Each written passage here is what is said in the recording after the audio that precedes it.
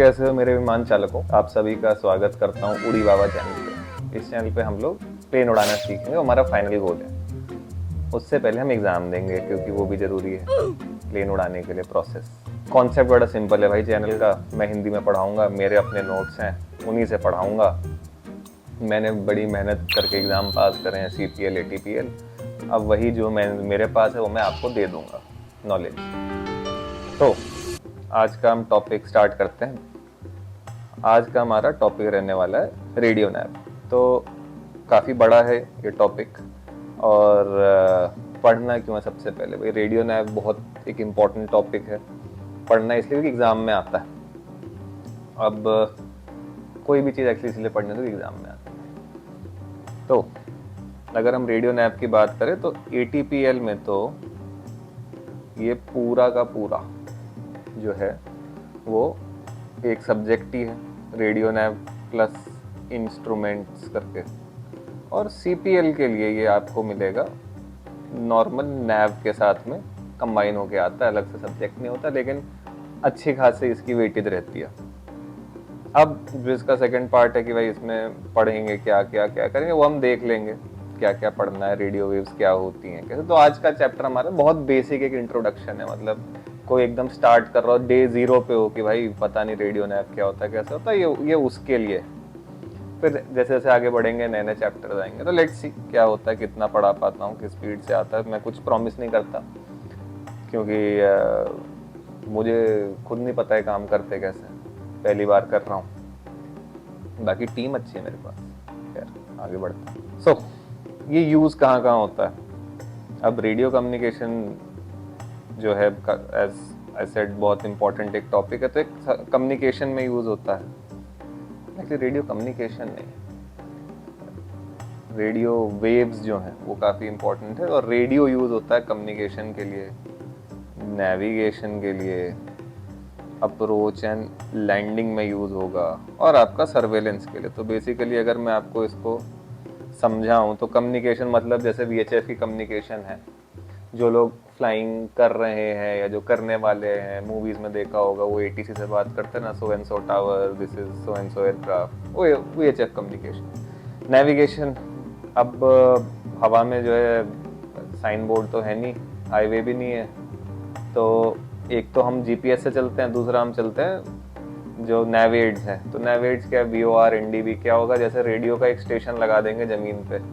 For example Delhi में एक लगा दिया, नाम रख देंगे DPN, डेल्टा पापा नवंबर। अब आप जाओगे, आपके जहाज पे दिख जाएगा हाँ भाई DPN है, आप समझ जाओगे कि हाँ भाई मैं पहुँच दिल्ली जा रहा हूँ, दिल्ली की तरफ जा रहा हूँ। अप्रोच एंड लैंडिंग सिस्टम सुना होगा, एक ILS होता है, स्पेशली जब विंटर्स आती है, फॉग आती है, दिल्ली वगैरह में बात चालू हो जाती है कि ये रनवे जो है इसकी ILS कैटेगरी 3 है, 2 है, 1 है, 4 नहीं है, 1 2 3 होता है। तो ILS instrument landing system, MLS होता है माइक्रोवेव लैंडिंग सिस्टम, काफ़ी कम जगहों पे है लेकिन होता है। सर्वेलेंस, सर्वेलेंस क्या है, रेडार। रेडार का जितना कॉन्सेप्ट है कि एक जैसे बीम आएगी, कि एक बीम ऐसे आएगी आपके एयरक्राफ्ट पे, वो पूछेगी भाई कौन हो, आपका एयरक्राफ्ट बताएगा मैं ये हूँ। तो ये भी मतलब पूरा जो है आपका रेडियो से ही चलता है। तो और स्पेशली नेविगेशन में तो रेडियो नेविगेशन वेरी इम्पोर्टेंट है। GPS के बाद दूसरी चीज़ आपके पास यही है। तो अब हम चालू करते हैं कि भाई रेडियो वेव क्या होती है। सो रेडियो वेव बेसिकली कोई भी एक वायर ले लो, वैसे तो कोई भी मेटालिक सर्फेस है, लेकिन कोई भी एक वायर ले ली, उसमें आपने AC करंट पास ऑन कर दिया। AC करंट, ऑल्टरनेटिंग करंट जो आपने सुना होगा, एक AC करंट आपने उसमें पास ऑन कर दिया। उसके वजह से क्या होता है भाई, करंट इंड्यूस होता है और AC करंट की पोलैरिटी चेंज होती रहती है, जैसा हमने 10th 11th 12th की फिजिक्स में ही पढ़ा है। पोलैरिटी चेंज होने से क्या होता है, इसमें एक बन जाती है इलेक्ट्रिक फील्ड और एक बन जाती है मैग्नेटिक फील्ड। तो इलेक्ट्रिक फील्ड और मैग्नेटिक फील्ड, इलेक्ट्रिक से हमने E ले लिया, M से मैग्नेटिक का M ले लिया, जोड़ दिया, EM बन गया। तो हम लोगों ने रेडियो वेव का एक और प्यारा सा नाम दे दिया, EM वेव। तो कहीं भी आपको अगर दिखे कि भाई there is a radio wave या फिर EM वेव की भी बात होगी, तो भी हमारा रेडियो वेव ही होता है। और ये दोनों जो है एक जो इलेक्ट्रिकल फील्ड बनती है, जैसे जब करंट उसमें जाएगा तो एक इलेक्ट्रिक फील्ड बनेगी, जो कि हमारे वाले इस डायग्राम में ब्लू से रिप्रेजेंटेड है, मैग्नेटिक जो है ये हमारे वाले में रेड से रिप्रेजेंटेड है। और दोनों को ये अगर मैं बनाऊं तो ये परपेंडिकुलर होते हैं एक दूसरे के, दैट मीन 90 डिग्री का एंगल होता है दोनों के बीच में। अब इसका प्लेन वगैरह कैसे डिफाइन होता है, क्या होता है, हम आगे आगे पढ़ लेंगे। तो बेसिकली अब मैं आपको एक डेफिनेशन बताऊंगा, तो ऐसे कुछ थोड़ी सी रैंडम बातें करेंगे, समझाऊंगा, फिर डेफिनेशन लिखवा दूंगा। इतना कोई इसमें टेंशन नहीं है, हंसते खेलते जो काम हो जाए।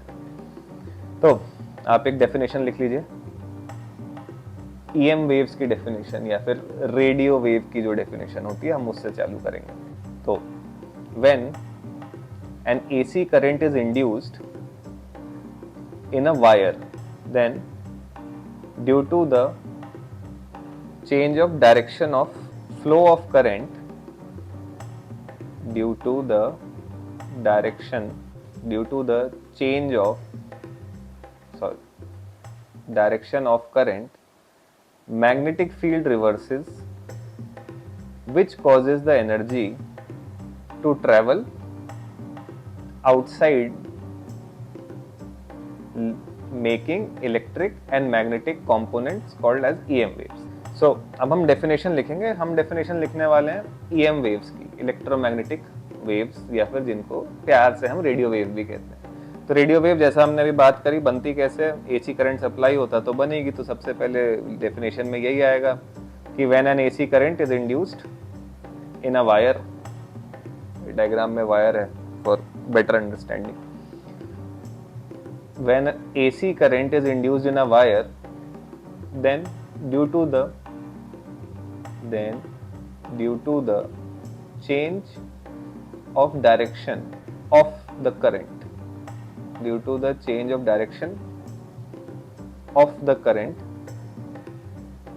magnetic field reverses, which causes the energy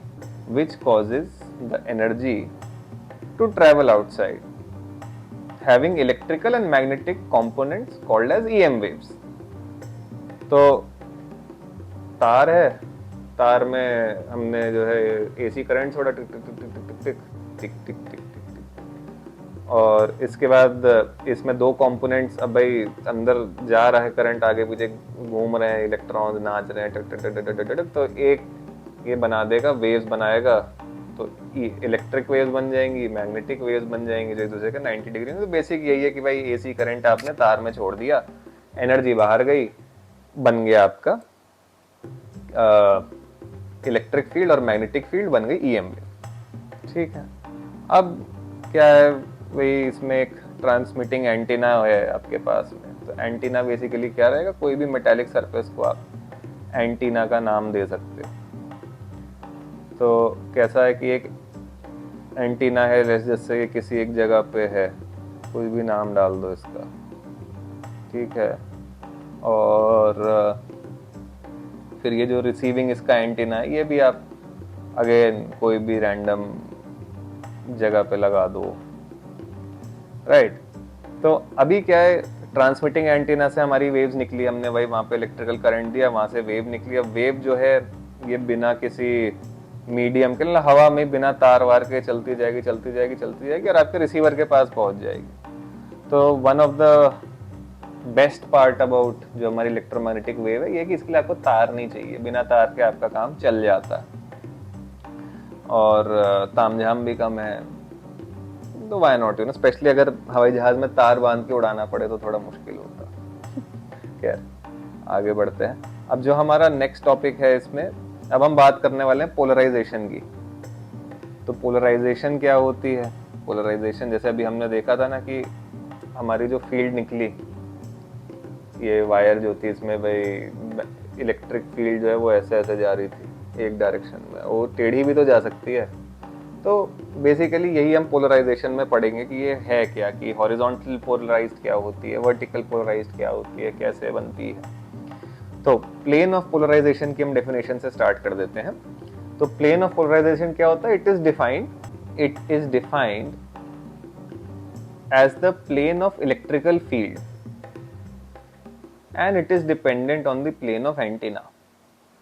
तो पोलराइजेशन का क्या है भाई, प्लेन ऑफ पोलराइजेशन बेसिकली कि आपकी जिस तरीके की इलेक्ट्रिकल फील्ड है उसी टाइप से आपका वही मान लेंगे पोलराइजेशन है।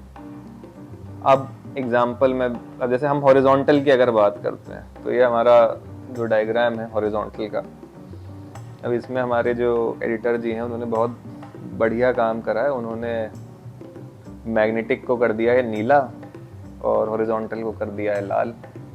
तो थोड़ा सा उल्टा हो गया पिछले वाले से, लेकिन ध्यान से पढ़ेंगे तो समझ आएगा। खैर, तो हॉरिजॉन्टल पोलराइजेशन, तो हॉरिजॉन्टल पोलराइजेशन के लिए हमें एंटीना भी हॉरिजॉन्टल चाहिए, तो हम इसको ऐसा, तो दोस्तों एग्जाम्पल आप उसी जो डेफिनेशन था उसी के नीचे आप एक एग्जाम्पल लिख लो। A horizontal antenna transmit a radio wave in which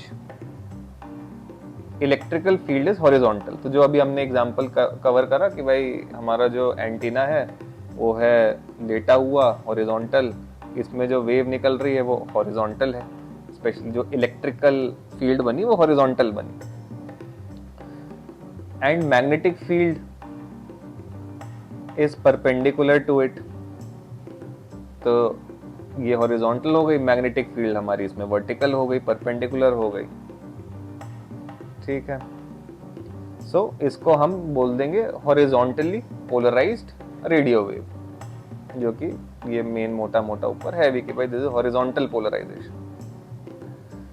अब ये हमने हॉरिजॉन्टल देख लिया। अच्छा, और अगर हमें रिसीव करना है भाई हॉरिजॉन्टल से, आपने देखा कि ऐसा ऐसा वो सांप बनना है जो हमारा इसका क्या नाम है इलेक्ट्रिकल वेव का, तो इसको बेस्ट रिसीव करने के लिए भी अगर आपके पास हॉरिजॉन्टल एंटीना ही रहेगा तो ही बेस्ट है। वो ये सीधा आके वैसे ही फुल पूरा का पूरा सिग्नल आपका रिसीव हो जाएगा। इन केस अगर इसमें आपने वर्टिकल लगा दिया तो एक बहुत छोटा कंपोनेंट ही रिसीव होगा आपको सिग्नल का। तो ये हो गया हॉरिजॉन्टल पोलराइजेशन। अब वर्टिकल पोलराइजेशन क्या चीज है? वर्टिकल पोलराइजेशन सेम चीज बट उल्टा। उल्टा इन द सेंस कि इसमें हमारे जो वो हैं जिन्होंने स्लाइड बनाई है सर, वो आईआईटी से आए हैं, तो बीच बीच में अजीब अजीब चीज़ें करते रहते हैं। खैर, दोबारा से उन्होंने कलर बदल दिया है। तो इस बार जो है हमारी जो इलेक्ट्रिकल वेव है वो हो गई है ऑरेंज, भगवा लहर। वर्टिकल एंटीना लगा दिया आपने यहाँ, उसमें से वेव भी निकली वर्टिकल। कौन सी वेव? इलेक्ट्रिक वेव निकली वर्टिकल। यहाँ पे एक वर्टिकल एंटीना लगा दो, पूरी पूरी रिसीव हो जाएगी। 90 डिग्री पे इसके आ गई इलेक्ट्रिकल वेव जो इसमें ब्लैक में, तो सेम वही चीज़ है बस इसमें उल्टा है। अगर इस स्लाइड में भी कुछ गड़बड़ है तो अगेन आईआईटी वाले सर हैं वो जो उनको आप गाली दे सकते हो कमेंट्स। तो आई थिंक आज के लिए बहुत है। एंड ये हमारा एक छोटा सा introduction to radio waves, EM waves है। कुछ भी प्रॉब्लम हो कमेंट सेक्शन में लिखना, कुछ सजेशंस हो तो भी कमेंट सेक्शन में आप लिख देना। मैं कोशिश करूंगा कंटेंट में आपको अवेलेबल करवा दूं जितना जल्दी हो सके, या जिस टाइप से हो सके वो भी विल फिगर समथिंग आउट। ठीक है, ऑलराइट, थैंक यू। उड़ते रहो दोस्तों, बाय बाय।